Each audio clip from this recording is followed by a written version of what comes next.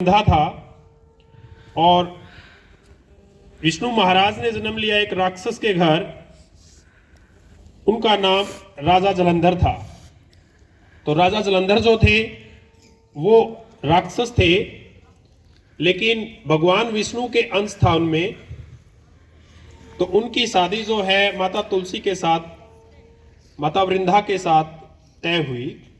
तो उनके साथ शादी हुई तो देवताओं के साथ राक्षसों का युद्ध जो है वो चलता ही रहा है।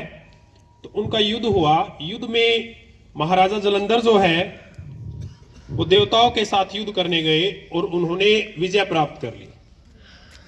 तो इस सुरक्षा के लिए, राजा जलंधर की सुरक्षा के लिए माता तुलसी ने 6 महीने का उपवास रखा था कि जब तक वो युद्ध जीत कर नहीं आ जाते तब तक वो उपवास रखेंगी।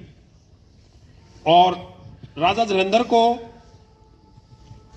एक वरदान मिला हुआ था ब्रह्मा जी से कि वो तभी मर सकते हैं या उनका मृत्यु तभी होगी जब उनकी जो धर्मपत्नी है उनका निरादर होगा। तो वो बहुत प्रतापी राजा थे। तो राजा जलंधर ने महाकाल महादेव से युद्ध करने की ठान ली। उनको इतना घमंड हो गया कि मुझे अब काल पर विजय पानी है। तो महादेव पर विजय के लिए उन्होंने युद्ध किया महादेव से। तो सभी जो देवता हैं वो भगवान विष्णु के पास गए और उनसे प्रार्थना की कि हे भगवान विष्णु, आप ही इस युद्ध को टाल सकते हैं, आप ही बचा सकते हैं, क्योंकि उन्हें तो मृत्यु पर विजय की ठान ली है कि मैं मृत्यु पर काल पर विजय प्राप्त कर लूंगा और ऐसा हो नहीं सकता। तो आप ही कुछ कीजिए। जो माता तुलसी थी, जो वृंदा थी, वो एक सती थी बेटे, और उनका सती धर्म बहुत उत्तम था।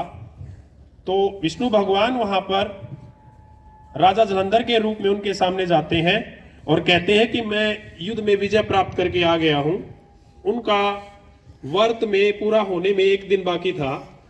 तो उन्होंने छल से माता तुलसी का जो व्रत है वो तुड़वा दिया, उनको पानी पिला दिया और 1 दिन पहले उनका व्रत खुलवा दिया। और वो रूप बदल कर गए थे राजा जलंधर का। तो माता तुलसी को एहसास हुआ कि ये मेरे पति नहीं है, उनसे बातचीत वार्तालाप से, और ये अनर्थ हो गया है। तो उन्होंने गुस्से में आकर भगवान विष्णु को श्राप दिया कि आप इसी वक्त पत्थर के बन जाओ या शालिग्राम बन जाओ। तो उसी वक्त वो शालिग्राम बन गए थे। भगवान विष्णु को इसलिए पत्थर के रूप में पूजा जाता है। ऐसा नहीं है कि हम मूर्ति पूजा करते हैं ऐसे ही करने लग गए हैं। तो वहां पर भगवान विष्णु शालिग्राम बन गए थे। और जो हमारी माता तुलसी थी उन्होंने अपने पति के साथ वो सती हो गई थी, और जो वो राख थी उस राख से एक तुलसी का पौधा जन्म लिया है वहां से, और शालिग्राम के साथ में उसको स्थापित किया गया। इस तरीके से उनकी यहां से ये कहानी जो है वो शुरू होती है। इसलिए शालिग्राम के साथ में तुलसी माता की शादी की जाती है। ये अपने धर्म से जुड़ी हुई बात है जो कि अपने ऋग्वेद में लिखी गई है बेटा, ठीक है। उसके बाद बात आती है कि तुलसी का बेनिफिट क्या है। बेटा, तुलसी एक नेगेटिव आयन जनरेटर है। वो अपने अंदर से, जैसे अपने जो बाकी के पौधे हैं वो ऑक्सीजन देते हैं O2, उसके ऊपर नेगेटिव आयन नहीं होता, और तुलसी जो है वो देती है O-2, यानी नेगेटिव आयन जनरेटर है। अपने शरीर में जितनी भी बीमारियां आती हैं, बैक्टीरिया, वायरस जितने भी हैं, या फंगल जैसी डिजीज जो है, वो होती है पॉजिटिव आयन की वजह से।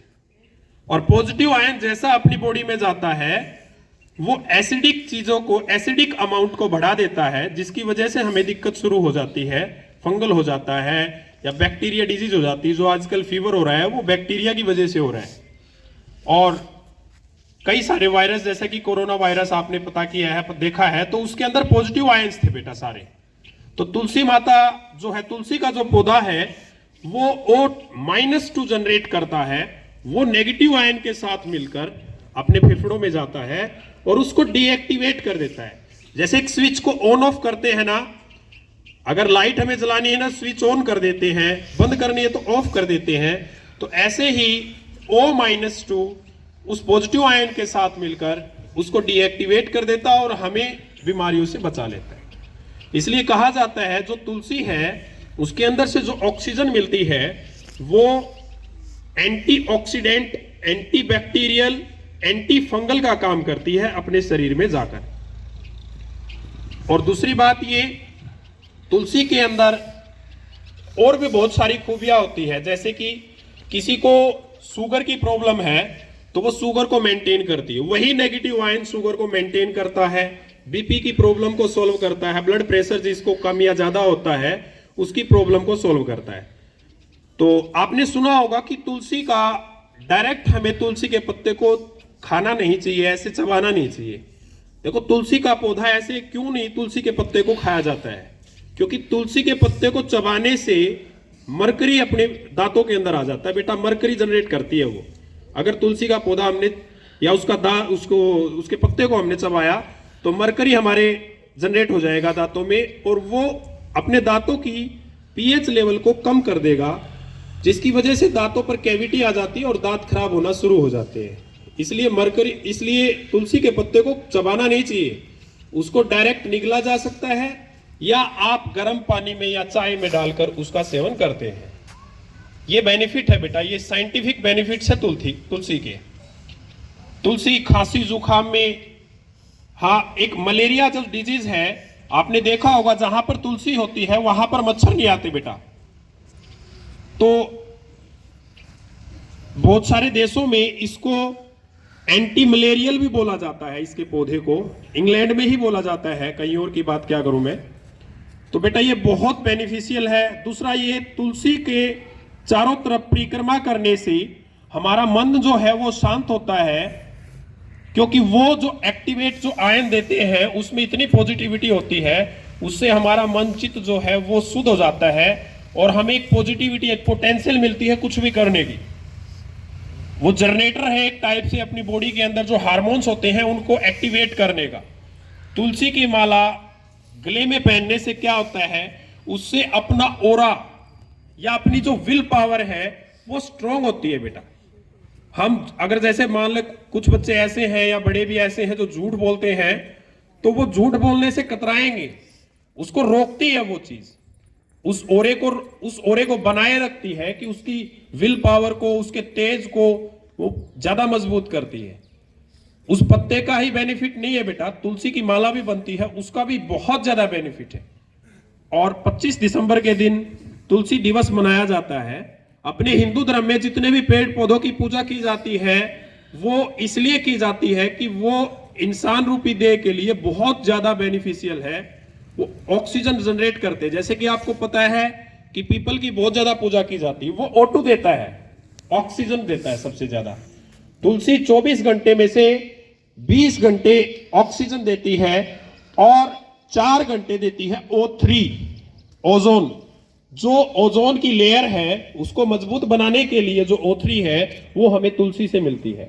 ओजोन जो है आपको पता है सूर्य से आने वाली अल्ट्रावायलेट रेज जो होती है वो डायरेक्ट अपनी स्किन पर हार्मफुल इफेक्ट देती है, जिसकी वजह से कैंसर जैसी बीमारियां हो जाती है। और ओजोन जो तुलसी देती है उससे हमारी जो ओजोन परत है वो बची हुई है, और बाकी की जितनी चीजें हैं वो उसको नुकसान ही पहुंचा रही है। जितना प्रदूषण हो रहा है, जो भी हो रहा है, वो नुकसान ही पहुंचा रहा है। लेकिन तुलसी का पौधा एक ऐसा पौधा है जो ओजोन को भी सेफ रखने में हेल्प करता है। इसलिए बेटा आप बच्चों को सर्दियों में खांसी जुकाम से बचने के लिए और अच्छा एक्टिवेट आयन लेने के लिए तुलसी के पत्ते को चाय में डालकर पीना चाहिए। और आज हर बच्चा अपने मम्मी पापा को बहुत अच्छी चाय बनाकर तुलसी का पत्ता उसमें डालकर पिलाए अपने घर पे। धन्यवाद, थैंक यू। एक छोटी सी और इंफॉर्मेशन आप